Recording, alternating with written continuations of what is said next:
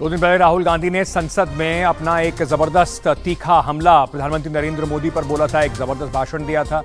उसके बाद उसके कई अंश जो हैं वो संसद में कहा गया कि एक्सपंज कर दिए गए। राहुल गांधी ने पूछा एक्सपंज क्यों किया गया है, लेकिन आपको समझाते हैं कि इसका मतलब क्या होता है। संसदीय प्रक्रिया में एक्सपंज होता क्या है।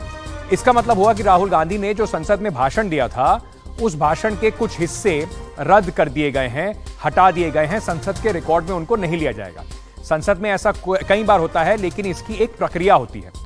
बयान रद्द करने की ताकत प्रिसाइडिंग ऑफिसर के पास होती है और वो जो भी अनपार्लियामेंट्री शब्द होते हैं उनको हटा सकते हैं। अब अनपार्लियामेंट्री शब्द क्या होते हैं? लोकसभा सचिवालय असंसदीय अभिव्यक्तियों का एक विशाल खंड निकालता है।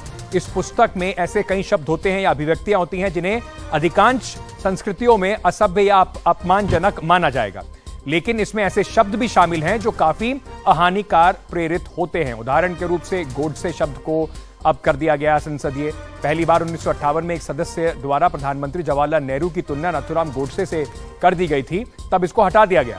और फिर 162 में एक अन्य सदस्य द्वारा गोडसे की तुलना स्वामी विवेकानंद से करने के बाद इसको लेकिन असंसदीय शब्दों की सूची में इसको 2015 में ही लाया गया था। अभी की सूची में असंसदीय शब्द जो हैं, जिसमें जैसे आप भ्रष्ट नहीं कह सकते, दोगला, तानाशाह, जुमलाजीवी, पागलपन, नौटंकी, भूईक, भूखे आदि शब्दों को अगर आप कहेंगे तो एक्सपंज हो जाएंगे, उन्हें असंसदीय मान लिया जाएगा। इससे होता क्या है?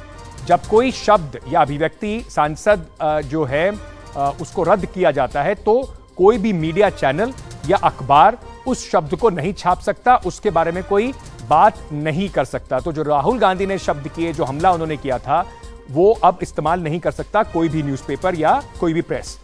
कांग्रेस कह रही है कि राहुल गांधी के भाषण को लेकर जो हिस्से ओम बिरला साहब ने हटा दिए हैं, रिकॉर्ड से हटाया गया है, कथित तौर पर अडानी समूह के जो ऊपर उनका हमला था उसको उन्होंने कहीं ना कहीं प्रधानमंत्री से जो सवाल किए थे उनको भी उसके दायरे में रखकर हटा दिया है। कांग्रेस इसको अपने हिसाब से उन्हें लगता है कि ये तानाशाही की जा रही है।